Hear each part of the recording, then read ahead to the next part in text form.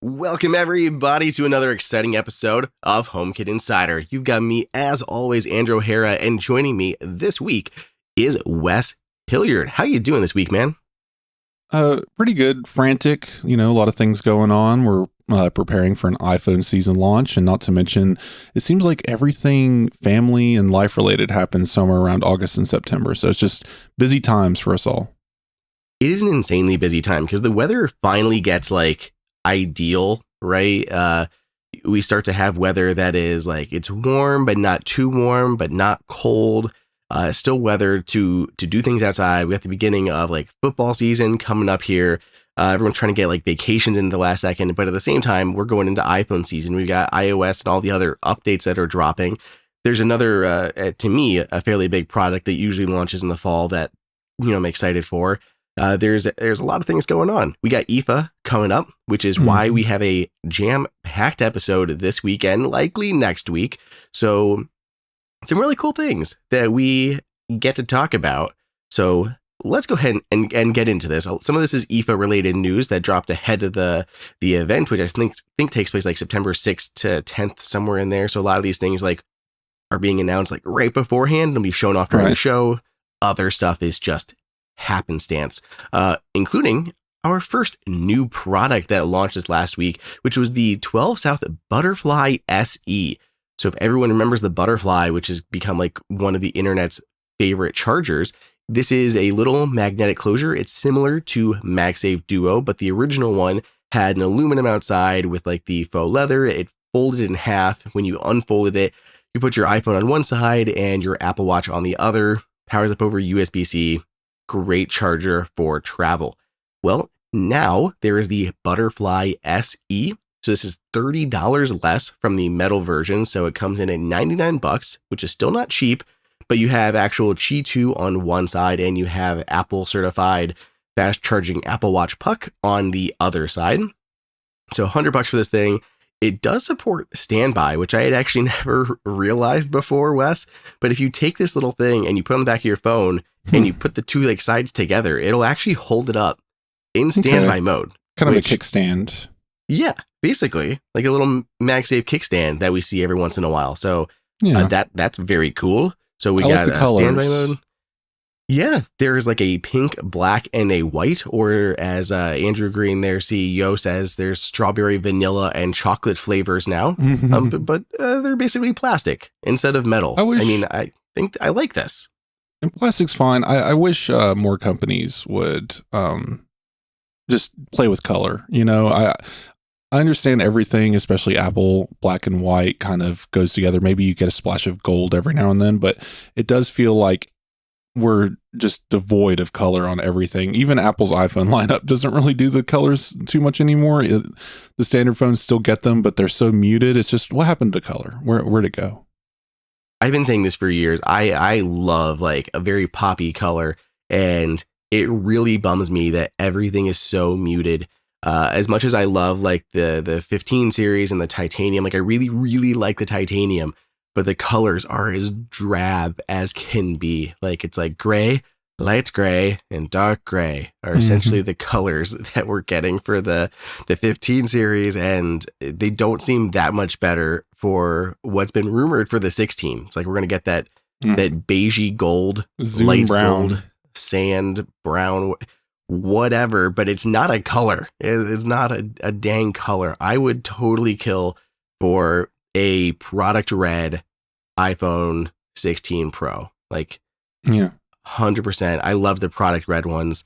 I'm just very bummed that we don't get anything. Apparently pros, whoever qualifies as a pro, they don't like colors. It's very anti-color. Piano black. I liked that. It scratched all to pieces, but I like that.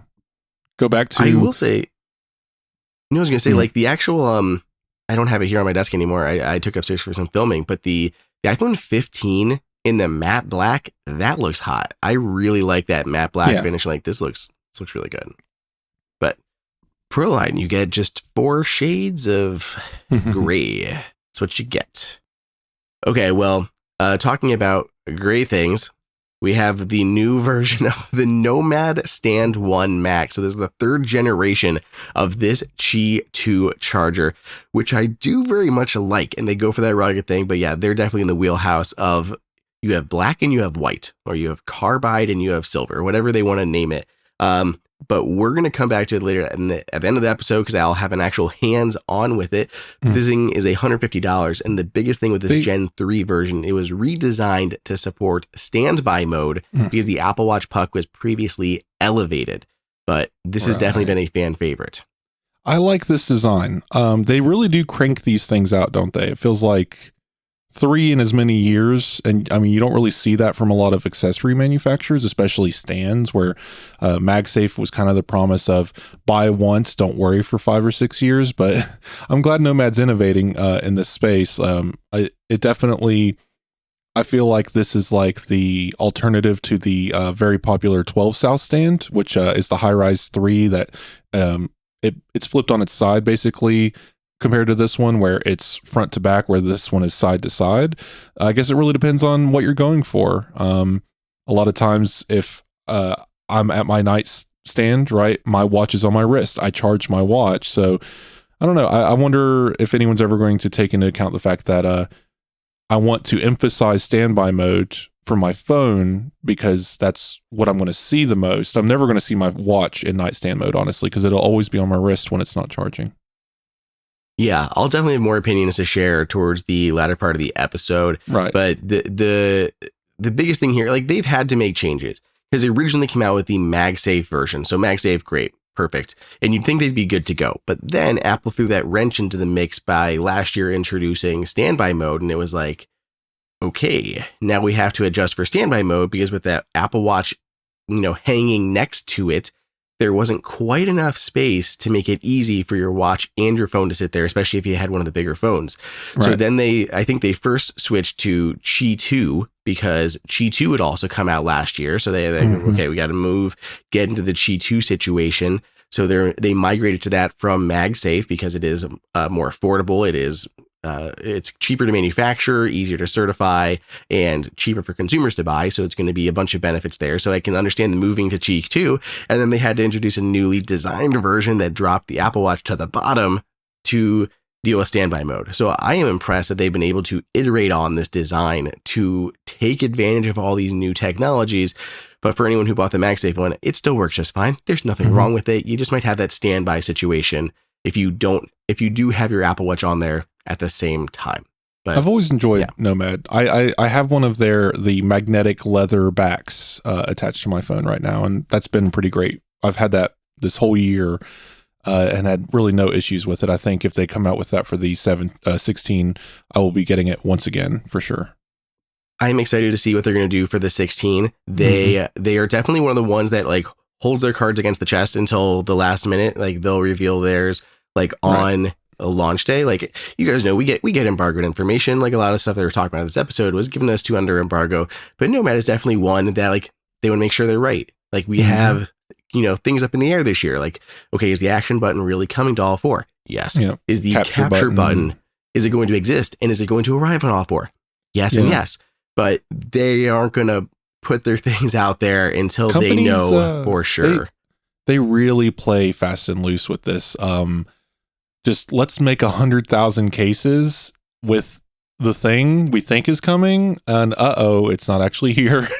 Just throw them all in the trash. I really wonder what they do with that, like inventory they can't sell. That's crazy. Right. Especially if they're already like in Target or something, you know what I mean? It has been a big gamble. Like I had heard things like on naming wise, people would tell me like, this is what we hear for the name. And then like they're like, I'm confident enough that I'm putting it on all of our packaging. And then it's like stickers come out and you're stickering all these boxes.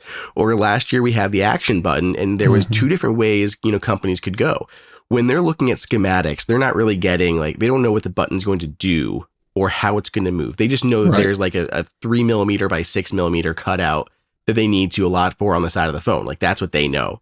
And with the action, it's like, okay, rumors are saying this is going to be an action button that you press, but it also could just be a toggle like we had before. So when they were designing like the 15 series cases, they could not like 100% commit to that button without being wrong. Right. So a lot of them went the middle route and they just put a hole, which was a terrible experience for the action button. And we had a lot of companies redoing cases. Back. Yeah. They were a lot of companies. I'm trying to think of the big one that did it. I want to say they had. Nope. Can't tell you. Yeah. The one company that I remember, like they had actually sold their cases. And then they said, like, we're going to send everybody who bought a case a new one with the actual dedicated action button, which I think was great. It could have been Moment. It could have been Peak Design. Right. Oh, Peak Nomad, Design. I know, had a cover on there. So it wasn't Nomad, but it was one of the other big players. Maybe Bellroy. One of these. Maybe it wasn't Bellroy. I think you or me was right. It was either Moment or Peak Design that went with the hole first and then fixed it and sent everybody new cases. But yeah, so it'll be interesting to see what Nomad and what everyone else does. Capture button's even harder to account for because we have no idea what that's going to be like. I mean, I think this one's easier because at least it's a new button, and we know that it's going to be, rumor wise, we know it's going to be capacitive. So hopefully, all I can say is that the boxes of things that I have upstairs, they all have a cutout on the side of the phone. And it's on all 4 sizes, but they're all going cut out. Oh no! Because I don't think it's gonna. You can't do.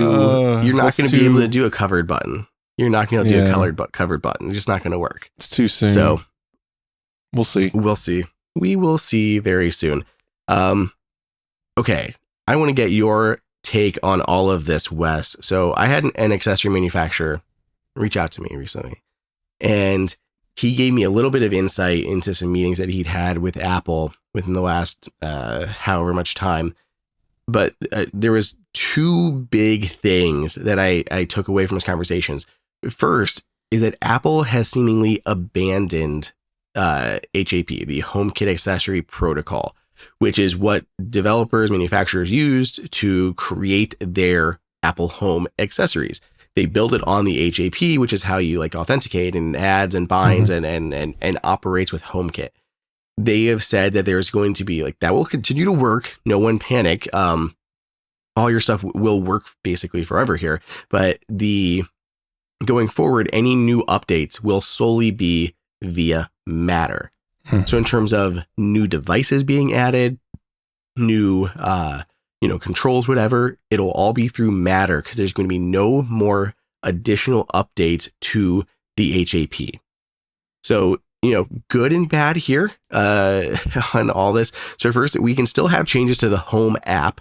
Apple can still create new automations and triggers and other things that go along there that aren't part of the HAP and just like user interface, how it all ties together. So there's other unique things that Apple Home can still have.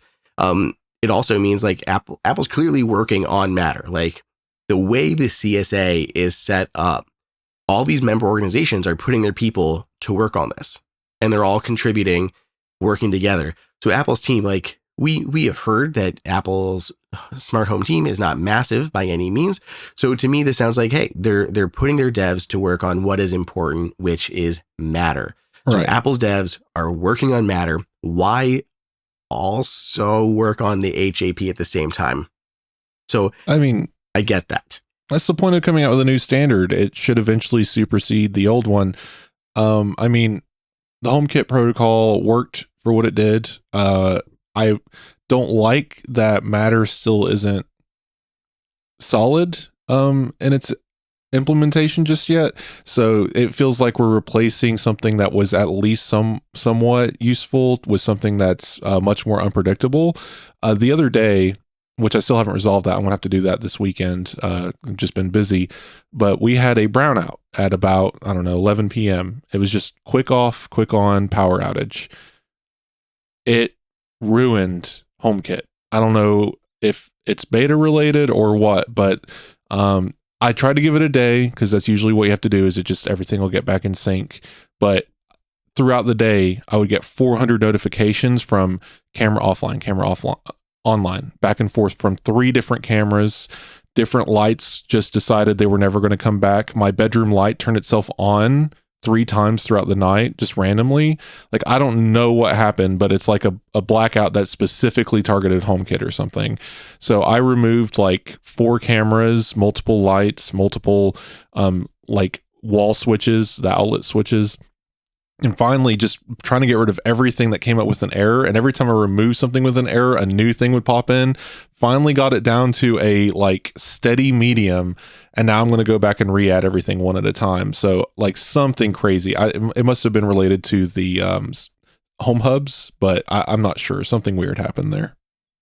Yeah, that's obnoxious. Mm-hmm. Well, so aside from Apple kind of moving past the HAP, the other new thing that he had confirmed was that we had heard with iOS 18, Apple's going to be supporting ultra wideband auto unlocking locks, right? So they'd be auto unlocking as you walked up to the lock. It would connect over ultra wideband, unlock the authenticate, and then unlock the lock for you. So there's nothing on the market now that supports this. And part of the question that we had was like, okay, is this going to be an Apple Home thing, or is this going to be a open standard Matter situation thing? And there was no clarity on that. And I have some now. And that Apple basically has announced that they will be supporting Aliro, which is also put out by the CSA. So there's these multiple standards. There's Matter, which is the smart home standard. Aliro is this ultra wideband locking standard protocol, whatever, that'll do all of this. So this will be baked into all of the Matter stuff. Apple supporting that. So they're not doing anything on their own. They're just announcing support for this before we even have, I don't even know if the spec for that is finalized, but they are announcing support for it. So it's not something specific to Apple Home, but will be any Aliro compatible lock. So that I also found to be interesting. I did a whole piece on this with more of the details that you guys can read, and it's linked in the show notes, all of that. But the biggest takeaway here is how much of a weird situation this is for us in the Apple Home space, right? Right. Like we want Matter. We want Matter to work. And there's right now we're in the spot where there's a lot of potential for Apple Home because there's new devices like refrigerators and all this stuff that could work with Apple Home, but Apple isn't supporting it yet. Samsung so far is the only one to support Matter 1.2. And it's like Apple's now doing things like supporting Aliro locks and vacuums, but not the rest of the Matter 1.2 update. So it's just a weird spot. Let's jump back in time a little bit and remember why Apple went on its own path. Like, because what was it, 2014, 15, I want to say, when we really started to see this smart home stuff take off. Apple could have just come out the gate and said, all right, we're going to support Amazon and Samsung's like SmartThings system and just bake it into an app on our phone. But Apple didn't want to go that route. They made HomeKit specifically because they knew, especially at the time, I don't remember if anyone remembers, there was news every other week about botnets of smart toasters hacking people, right? There was just all these unsecure devices being added to people's homes. It was a new territory, and Apple, I think, saw that and said, no, not us, and made this encrypted protocol that required hardware on device, which they changed later, but still required encryption ultimately, for all their devices so that they could create a safe and private smart home that people couldn't spy into, that wasn't going to be hacked into, so people could look at your cameras. Like, they took every precaution necessary. So here we are today. It's easy to look at it and say, well, this is a confusing mess. Why there's so many protocols? Why there's so many things? But I think Apple really did help push forward, and they're on all these marketing boards for all these different protocols.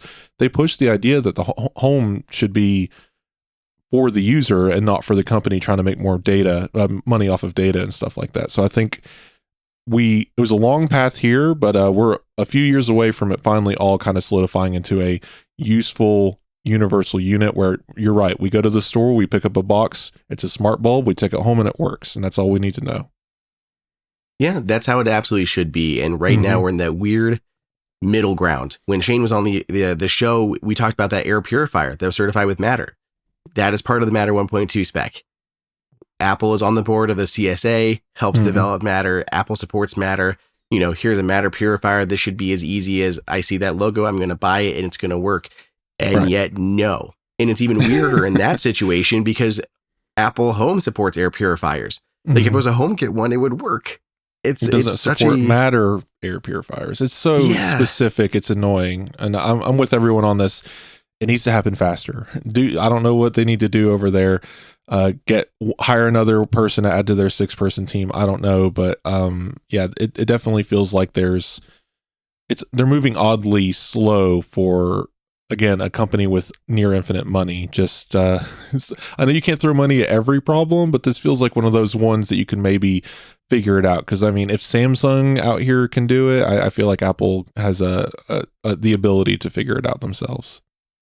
I sure hope so. I mean, Apple isn't the only slow one. Like Google and Amazon are both equally as slow in taking up 1.2. Mm-hmm. So it's not like Apple's not alone in this. And apparently manufacturers are feeling this too. Like they are feeling the struggle. My source again told me that a lot of companies in China that are making these accessories, they've given up or put Matter on pause until at least the ecosystems can catch up. They say there's a lot of confusion and problems with unification that has just made them like, we got to stop for right now until this gets a little cleaner. Yeah, transitions are always going to be hard, especially for technology. A lot of critical infrastructure involved. Absolutely. And especially with something as this. And they're already, they're working on other things that are coming, like things like cameras and audio, like all of these things are coming, and maybe that's going to give us the 2K, 4K resolution that we've been waiting for in Apple Home. Maybe those are going to be, things we're going to get next year with iOS 19. We'll see. But there's a long game here. But right now, it just feels like we are riding that struggle bus and hitting every pothole on the way to our destination. Well, we have more news. We have more accessories to talk about. Before we do, let's take our break. Let's thank our sponsor for the episode. It is Shopify. I was just using Shopify like literally yesterday. I'm like, hey, I'm glad that I'm supporting a Shopify-based company. And you know how I know too. It's like you go to the checkout and you instantly recognize it, and it's like you have a brand that looks very cool and they've got this great idea, and then they have Shopify behind them. So it's like one company being backed by an equally good company. Nobody does selling it better than Shopify. They are home to the number one checkout on the planet that I have talked about like every time they sponsor, because it makes me feel safe. Like that's my biggest thing, is I'm always weary about putting my credit card information into some website that I don't know or that I haven't bought from before. And it always makes me nervous. So it's like with Shopify, I can just put it in. I can use Apple Pay. I could use Google Pay if I had those phones. I think like there's PayPal in there, or you can use Shop Pay, which is the not so secret that Shop Pay can boost conversions up to 50%.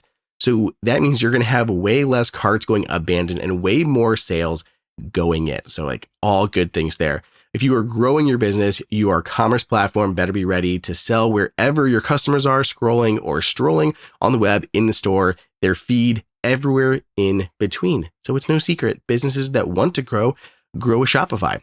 Upgrade your business and get the same checkout as Nomad, Moment, who else? Allbirds, Rothy's, Brooklinen, like so many websites are using Shopify. You can get the same checkout that they use. Sign up for your $1 per month trial period at shopify.com/HomeKit, all lowercase. Go to shopify.com/HomeKit to upgrade your selling today. Shopify.com/HomeKit. Thank you, as always, for sponsoring. I'm pretty sure everything I'm wearing was purchased through Shopify in some form or fashion. It's just how it works. They're everywhere, and that's a good thing.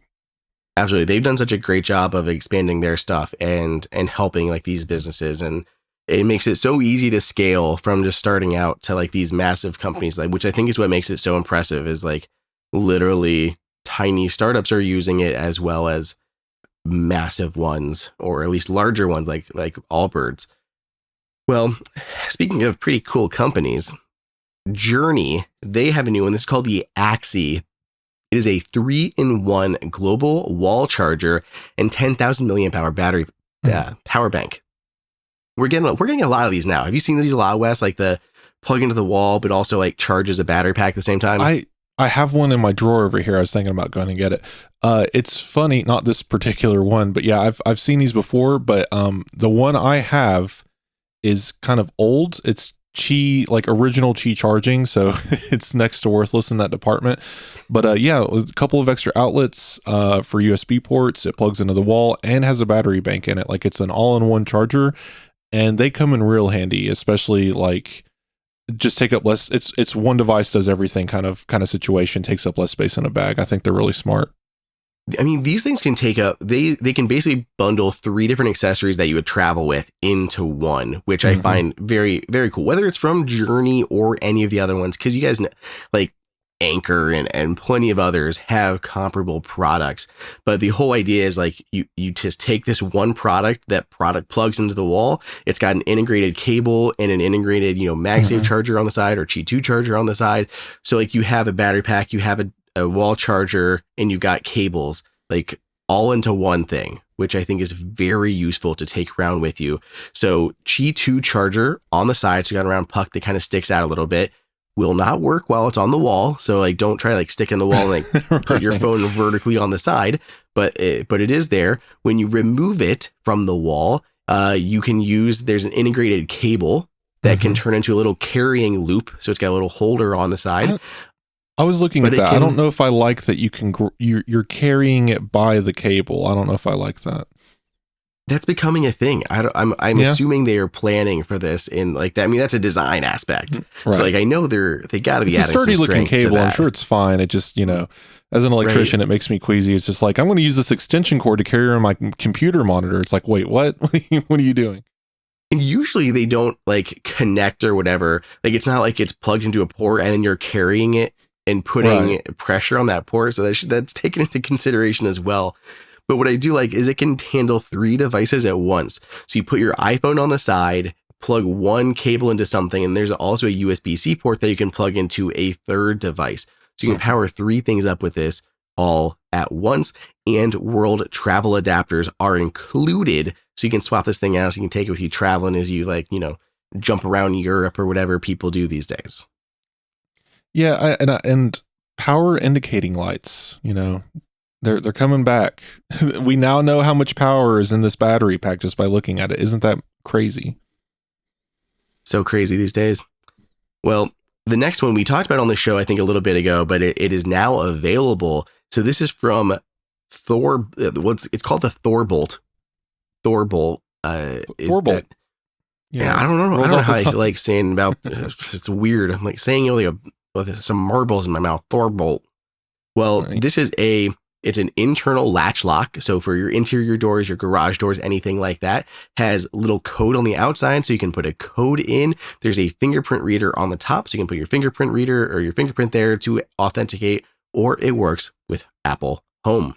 This is the guy you grab the whole side of it. Like it's that's elongated. What I was just going to say. Yeah. It replaces your doorknob. Right. So you usually got the little pokey things in the back or the twisty thingies. This replaces your doorknob. So on like a bedroom door, an office door, wine cellar, whatever you got, swap it with this, and then you can easily authenticate, twist to unlock, enter, all that kind of stuff.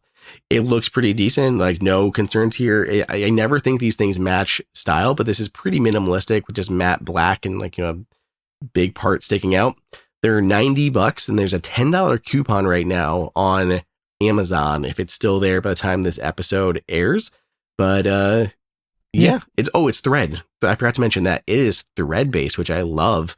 It's not Wi-Fi or Bluetooth.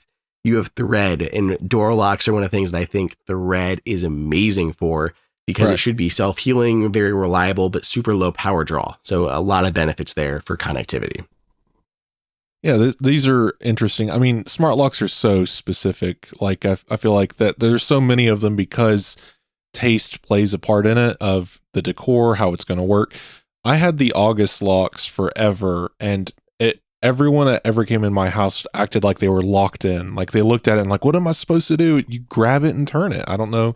I feel like this one would almost be even more confusing. It's like, where's the doorknob? It's like the whole thing is the doorknob.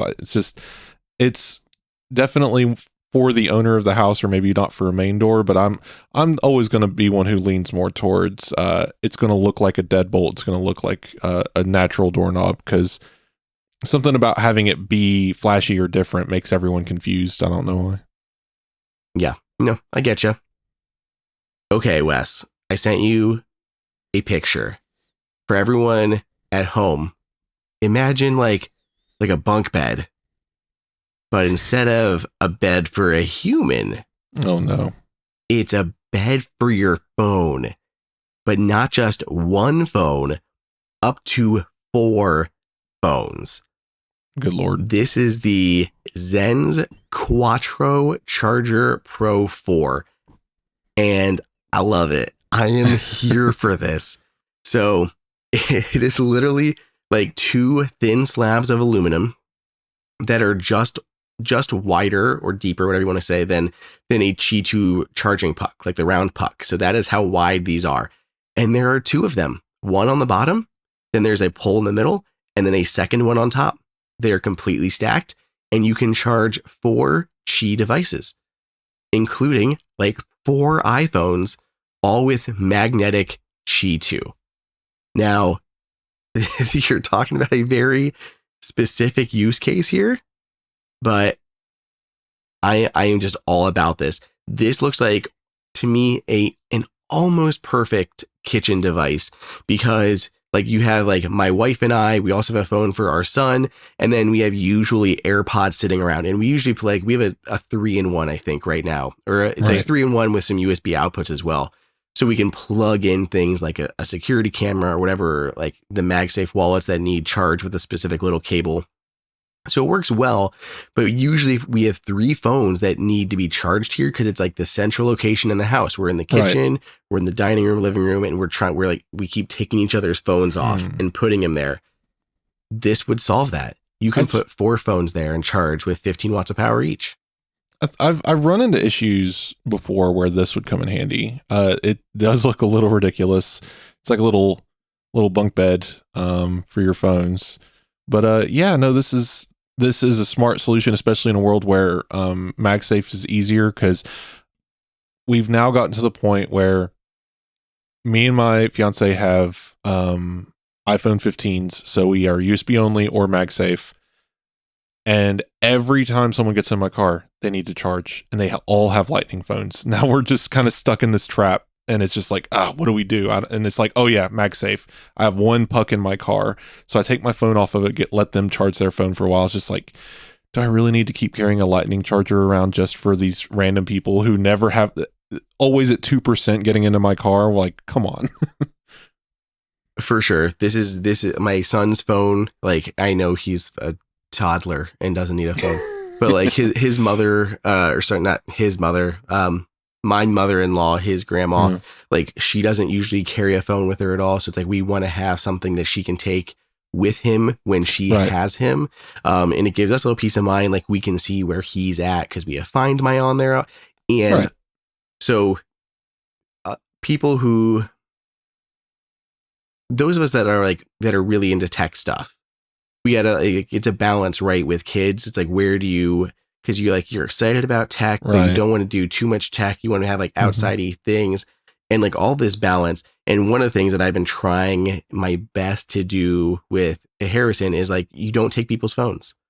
You don't take people's phones. If you want to watch something, we'll put it on your phone, but you don't take other people's phones. Right. Like, I don't want him like going up to someone's phone, Bluey or Miss Rachel, or like, I don't like my, nephew, he will just sit in your lap and watch like Baby Shark on a loop for 3 hours, which is fine. But I don't want him like taking somebody's phone and now they can't use their phone because he is obsessed with whatever it is that he's watching for that period of time. So I'm like, you have very, very limited screen time. We can use this to track you. It's an old phone and you aren't taking anybody else's. You can send your parenting tips to William Gallagher at Apple Insider.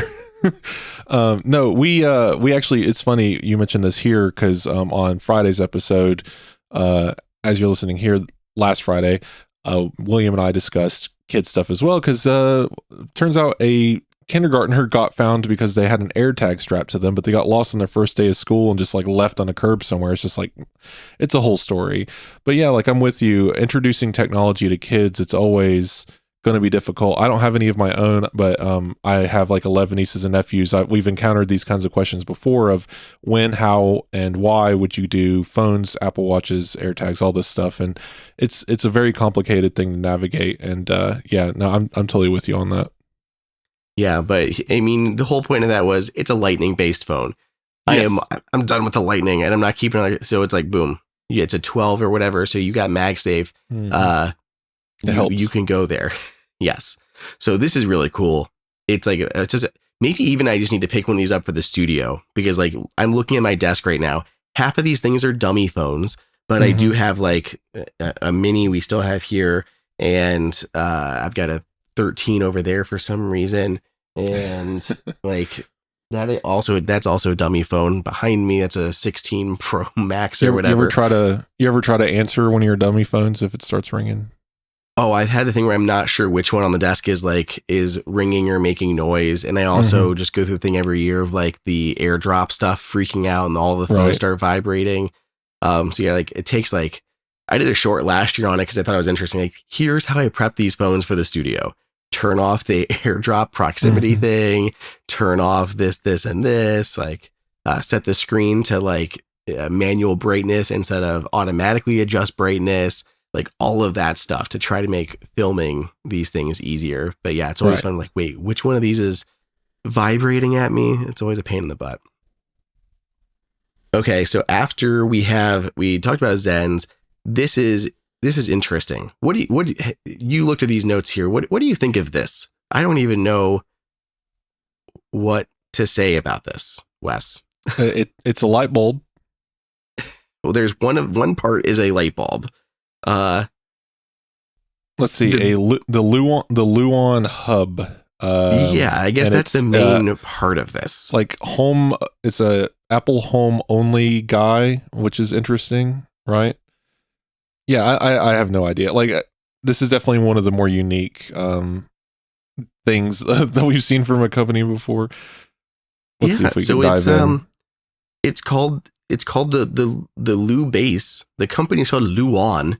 And all the products have Lu in front of them, LU. So the LuBase is they call it the heart of your smart home, but it is what's really unique about this compared to any other hub that's out there is they're using their own wireless communication protocol. It's like LuAir. Yeah, it's like HomeKit secure. What was the thing in the routers? Like HomeKit router support, but they like built their own protocol basically. Like you set it up in your home, you connect it to HomeKit, but it never contacts a server. It is a local based network that you don't have to worry about any of these devices contacting Luon. It's going to only communicate with themselves, which is interesting. If you're really worried about security, yeah. And all the products themselves, they don't use Thread, they don't use Bluetooth, they don't use Zigbee, they don't use Wi-Fi, they use LuAir. So you have like a bulb which connects to the base over LuAir, which is then connected to your network, and it only works and operates locally so far just with Apple Home. They say Matter, I believe, is coming, but we're Matter Home or Apple Home only here at launch. It's just very interesting. Yeah, so like account free, no profiles, no servers, no data, just your own. Yeah, I mean, I guess it's kind of like if you were to buy one of those Homebridge kind of things, it's kind of like a secure smart home in a box situation, but it connects through HomeKit, which I guess it's trustworthy enough. I mean, Apple's not doing anything, so yeah, this is interesting. Like this is definitely if you are really specifically concerned about smart home, like we discussed earlier, botnets or spying through spy cams and stuff like that, like this is the way to get around that. It is just a completely private network of smart devices that operates through HomeKit. That's kind of interesting. Yeah. So like it's basically like how you have like the Aqara hub, and then Aqara has a litany of individual devices. So these individual devices don't work directly with Apple Home. Many of them are Zigbee or Thread. They connect to the Aqara hub, and then they're exposed to HomeKit. So that's what this is. The hub itself is exposed to HomeKit, and then you have all the child devices that connect to it, and they connect via LuAir. And their first product that connects to their hub over LuAir is the LuBulb, and Lube it bulb. is the Lu bulb, which it's a full color spectrum bulb. There is temperature, E27 base, like your standard bulb size. Yep. It looks like your basic smart bulb. Like, I've got nothing about it other than it's $400. I don't think so, unless it is. But they do have other products coming. There is the Lu Presence, which is a button with a presence sensor built in. It also has light intensity and temperature sensors built in. Then there's the Lu Touch, which is I think just a button. Those are coming soon.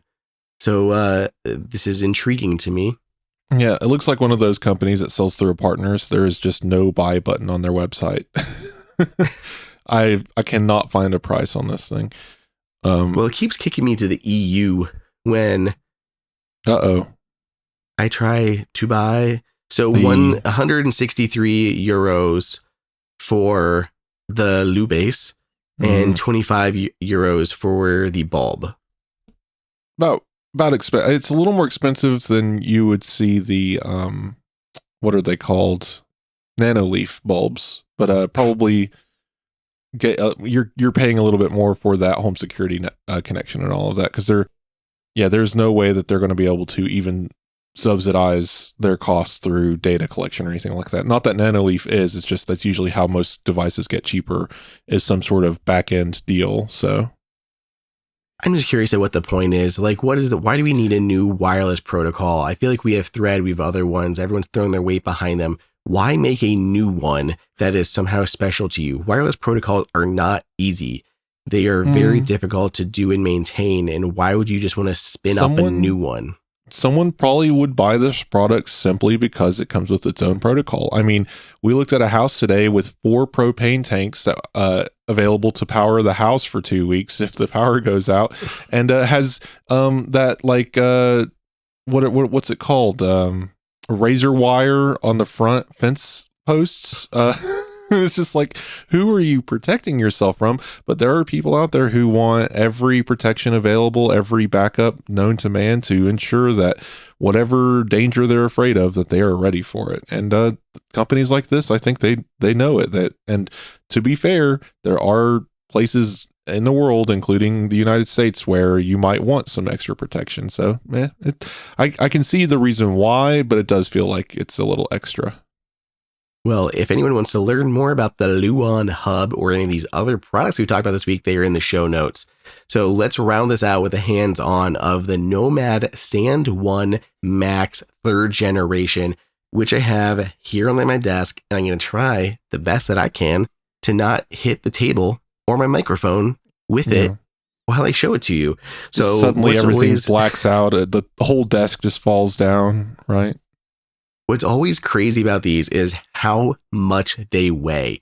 And I did a TikTok and a short about it, and one of the comments was like, oh, that looks cool, but if I have to use 2 hands to hold it down, I'm not buying it. And I'm like, well, you commented that on the wrong video, because this thing, it weighs about 2 pounds. I've said it before, if someone's breaking in, this is the weapon that I'm grabbing. Like, this is it. I buy all of my technology based on its ability to act as a home defense mechanism. Like, I have an 8-pound mechanical keyboard. Come at me. Let's go. Let's do it. Well, if you're watching a video, you can see this. So the whole design is, on the left-hand side, you have your phone stand. It's elevated up in the air, about 6 to 7 inches or so. Got a black puck, because this is the black version of it, with a glossy glass here. So it does show fingerprints a little bit, but easy enough to clean because it is just glass. So you have your phone charger on one side, 15-watt Qi2. The other side is the Apple certified fast charging puck for your Apple Watch. That, because it does come from Apple, is still the white puck inside of the black metal body. Then it's like a soft touch here on top. It's not silicone. Well, maybe it's like a rubbery material. And then you have your AirPods charger behind the Apple Watch there, a little divot for your 3rd charger. So it'll charge 3 things at once. Powers up all over USB-C. So there's a single USB-C port on the back. They do include your USB-C cable. It's a braided USB-C cable in the box, but you're on the hook for the I believe 30-watt wall charger that you're going to need for full power here. So between the two, which do you prefer? Do you like this one or the high rise, which is the flipped around the other way? What's your preferred organization of these chargers? Man, you're really trying to stir some stuff up, aren't you? I mean, we're gonna have a battle between Nomad and 12 South. I mean, they do serve their own functions. Like I could see, depending on the shape of your nightstand, right? Like I have the high rise on my nightstand because I want the phone to face me. So it's turned so the phone charger is towards the bed, and I can look over and see the clock.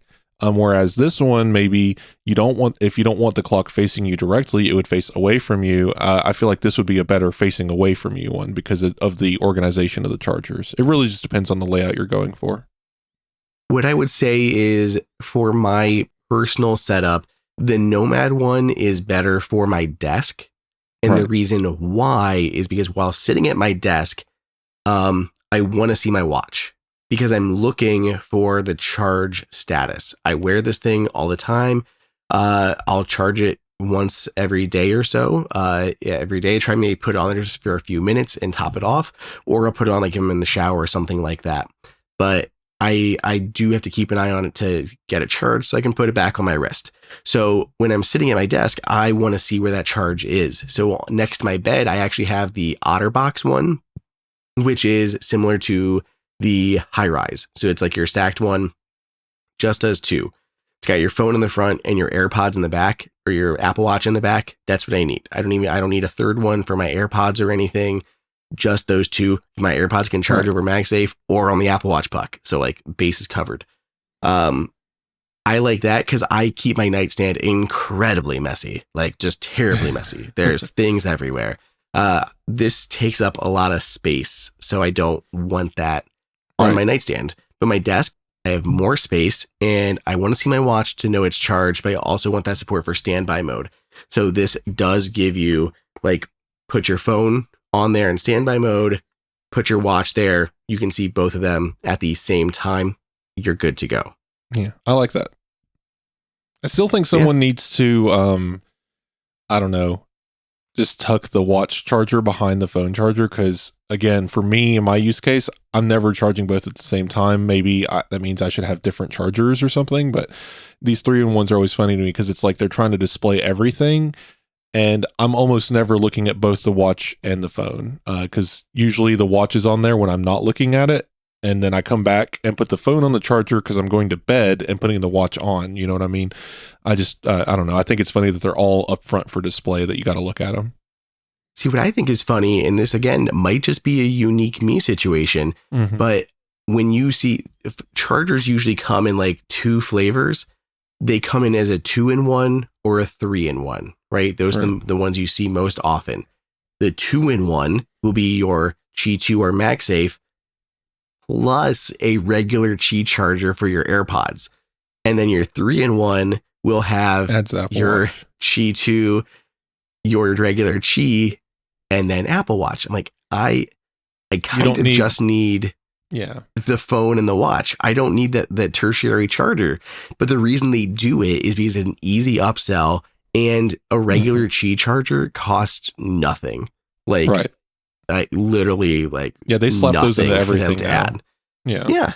So it's like, I don't want that. Like, you can just get rid of that, and they usually have to have some design considerations for that to put that in. And I just don't want it. It's actively annoying to me now because I can use MagSafe and I can use the Apple Watch charger. I have my bases covered with AirPods. Like, there is never a time, rarely ever a time where I'm like, man, I need to charge all three of these things specifically right now at once. Like, it just doesn't happen. If Apple Watch keeps getting bigger, it'll use MagSafe soon enough anyway. So there you go. Well, I mean, honestly, like, because we see it a lot with travel chargers, like that fold. Or that I'm like, oh, cool. Can you just give me two? Like, honestly, like the Butterfly is fantastic for that because you just have Qi2 and you have Apple Watch, and I can charge my AirPods on either of them. Like, that's good. Like the new SE one, great. Native Union has a new one coming out that they announced earlier this year that looks very cool. There are some that do it, but I never understand like the three. Like, maybe I do need like a 3-in-1 that just stocks up with Qi2 pads. Like a mobile version of the Zens one that we just Apple talked Watch about. chargers. I don't know how useful that would be. Right. I mean, That because was the whole point of air power, right? Because you could just put it onto a regular charging pad and do it. So I wouldn't be surprised if there's a way like for them to set it on there, but I know they don't want to deal with alignment. Can't the AirPods charge on an Apple Watch puck, or am I crazy? Mm-hmm. Okay, again, that means we should really be looking at just Qi2 and Apple Watch, because for me personally, I would just do the phone and the AirPods most of the time, swap the AirPods out for the Apple Watch, and that's all I would ever need. Like, someone should be making those kinds of chargers. I'm with you. Absolutely. I agree. Well, this thing is $150 if you guys would want one. It is cheaper than the MagSafe version because of the Qi2 tech. I really like it. Yeah. Cool. Well, that was basically it for this episode, everybody. Thank you for listening, Wes. Thank you for joining this week. I think in the next 2 weeks, we're going to have another special guest stop by. A CEO of a company we have talked about before. And I'm due for a hands-on with another one of their new products that I have also sitting upstairs that I have to finish getting into, but more on that later. So everybody, do what you usually do. Give me a 5, 10, 100-star rating in your podcast player of choice or store of choice. You can watch the video version of this at youtube.com/HomeKit Insider. You guys can find Wes, Mastodon? Is that where you still hang out mostly these days? Yep, usually Mastodon. Of course, you can always get my email from the top of any article I've written. Reach out to me there. Listen to me on the Apple Insider podcast. We'll dive into Apple news and stuff that's happened during the week. But just generally pretty easy to get me on Mastodon. Just tag me there and I can respond. Awesome. If you guys got questions, feel free to reach out to me. You can do it over on YouTube. You can do it at andrew@appleinsider.com, or you can drop me a line over on Twitter at Andrew_OSU. Otherwise, we'll catch you guys in the next episode. See you later. See y'all then.